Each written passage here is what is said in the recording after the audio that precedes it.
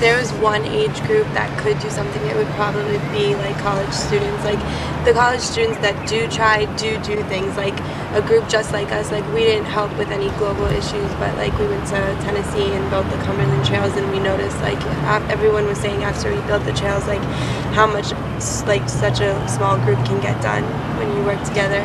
And I think that if people tried and people wanted to learn and people got out there and showed them, you know, like there's things that people can do, that they would do them. What's up? I'm Monet Bernard from Virginia 757 College. Hi, my name is Adir Rochelle. Hi, my name is Arnita Washington. Ethan Jorgensen. Drew Simmons at the University of Tennessee. Hi, I'm Felicia. I'm here at UVA. My name's Matthew Taylor. I'm Brittany. I'm a hospitality management major. I'm a third year studying. I'm a third year and I'm a history major. I'm a senior English major.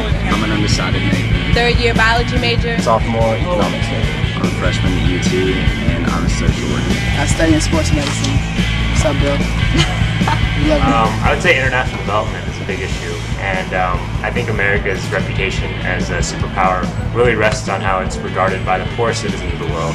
Global warming. Poverty. Wealth distribution. I think the lack of interfaith dialogue is a problem, especially in our smaller communities, because those are going to affect how we interact in our larger communities. Poverty. Issues and conflicts in the Middle East. AIDS and endemic hunger. World hunger, without a doubt. Well, I mean, one of the major problems is obviously the genocides that are going on. Foreign policy, loss of life in the war, gas prices, you know.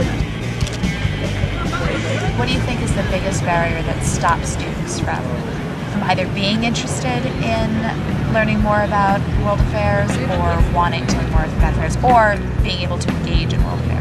Apathy. I think as college students we often get trapped in our ivory towers. At Birmingham Southern and at other colleges, there is a bubble that you fall into. It's easy to remove ourselves and isolate ourselves. They may not care if it doesn't directly affect them. I think a lot of students are more interested in cell phones and what's on TV. Money would be the main thing for me. A lot of people aren't educated.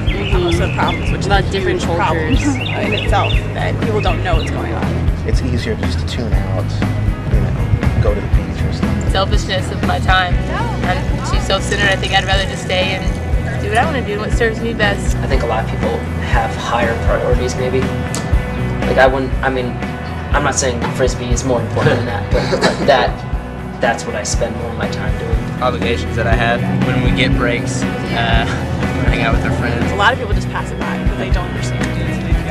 In the back of my mind, I'm just like, what do I need to get through this semester? It's not necessarily what other people need. I think college is like a phase where you're trying to balance, like you're starting to try and balance everything, like the job, your schoolwork, your friends, your family, like all of it just kind of like builds up in college, and you have to find time for yourself. And so, like, at the end of the day, a lot of kids don't have time for it, and don't realize that there are, like, easy, small ways that they can get involved.